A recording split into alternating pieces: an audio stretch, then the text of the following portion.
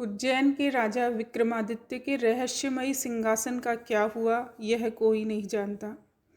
लेकिन जब वह सिंहासन धार के राजा भोज को मिला तो मालवा का इतिहास बदल गया। इसके बाद से एक नई परंपरा प्रारंभ हुई। साथ ही दुनिया को सिंहासन बत्तीसी की दिलचस्प कहानियाँ भी मिली। आओ जानते हैं आज हम कि सिंहासन बत्तीसी के मिलने की अद्भुत कहानी क्या है। प्राचीन समय की बात है। उज्जैन में राजा भोज राज्य करते थे।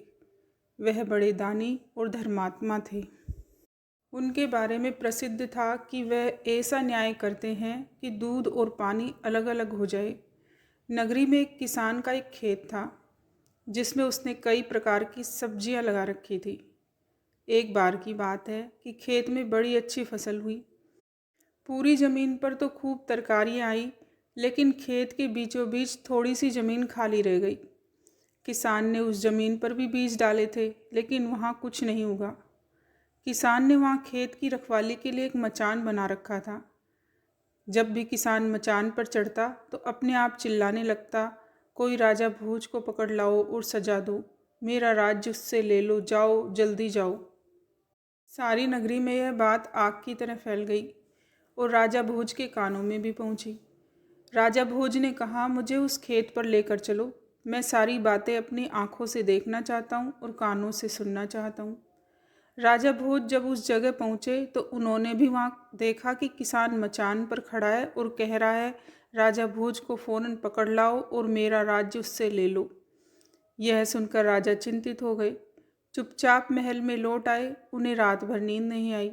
सवेरा होते ही उन्होंने राज्य के ज्योतिषियों और जानकार पंडितों को इकट्ठा किया। उन्होंने अपनी गोपनीय विद्या से पता लगाया कि उस मचान के नीचे कुछ छिपा है। राजा ने उसी समय आज्ञा दी कि उस जगह को खुदवाया जाए। खुदाई करके जब काफ़ी मिट्टी निकल गई तो अचानक एक सिंहासन प्रकट हुआ। सिंहासन के चारों ओर 8-8 पुतलियाँ यानी कुल 32 पुतलियाँ खड़ी थीं। सबके अचरज का ठिकाना न रहा। राजा को खबर मिली तो सिंहासन को बाहर निकालने के लिए कहा, लेकिन कई मजदूरों के जोर लगाने पर भी वह सिंहासन टस से मस नहीं हुआ। तब एक पंडित ने कहा कि यह सिंहासन देवताओं का बनाया हुआ लगता है, अपनी जगह से तब तक नहीं हटेगा जब तक कि राजा स्वयं इसकी पूजा अर्चना न करे। राजा ने ऐसा ही किया। पूजा अर्चना करते ही सिंहासन इतना हल्का हो गया कि वह ऊपर उठकर आ गया, मानो जैसे वो फूल का बना हो। राजा बड़े खुश हुए। सिंहासन में कई तरह के रत्न जड़े थे जिनकी चमक अनूठी थी। सिंहासन के चारों ओर 32 पुतलियाँ बनी हुई थी। उनके हाथ में कमल का एक एक फूल था। राजा ने हुक्म दिया कि खजाने से रुपया लेकर सिंहासन दुरुस्त करवाए। सिंहासन सुंदर होने में 5 महीने लगे। अब सिंहासन दमक उठा था। जो भी देखता देखता ही रह जाता। पुतलियाँ ऐसी लगती मानो अभी बोल उठेगी। राजा ने पंडितों को बुलाया और कहा, आप लोग कोई अच्छा मुहूर्त निकालें। उस दिन मैं इस सिंहासन पर बैठूंगा। दिन तय किया गया। दूर दूर तक लोगों को निमंत्रण भेजे गए। तरह तरह के बाजे बजने लगे।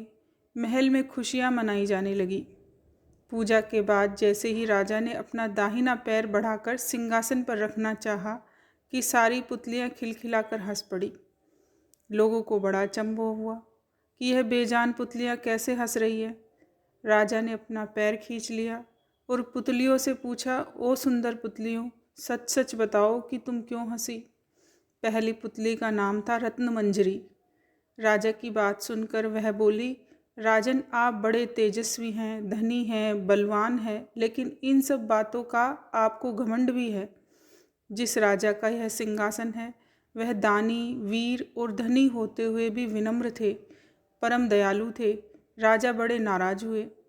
पुतली ने समझाया, महाराज, यह सिंहासन परम प्रतापी और ज्ञानी राजा विक्रमादित्य का है। राजा बोले, मैं कैसे मानूं कि राजा विक्रमादित्य मुझसे ज़्यादा गुणी और पराक्रमी थे। पुतली ने कहा, ठीक है, मैं तुम्हें राजा विक्रमादित्य की एक कहानी सुनाती हूँ। सिंहासन बत्तीसी की पहली पुतली रत्न मंजरी ने एक कहानी सुनाई। इसके बाद एक एक करके 32 पुतलियों ने राजा विक्रमादित्य की महानता और शिक्षा की कहानियाँ सुनाई।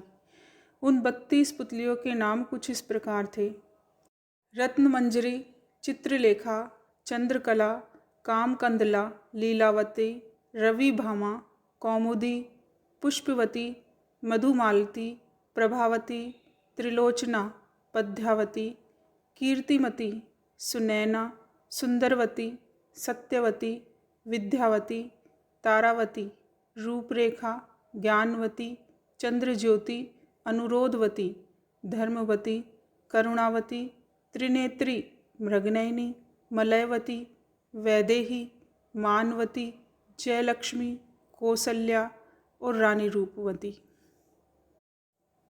तो यह कहानी राजा विक्रमादित्य के सिंहासन की है, जो रहस्यमयी था, जो राजा भोज को किस प्रकार मिला। आगे की कहानियों में हम आपको सिंहासन 32 की 32 पुतलियों की कहानियाँ सुनाएंगे। अगर आपको यह कहानी अच्छी लगी तो वीडियो को लाइक करें, कमेंट करें और हमारे चैनल को सब्सक्राइब करना ना भूलें। धन्यवाद।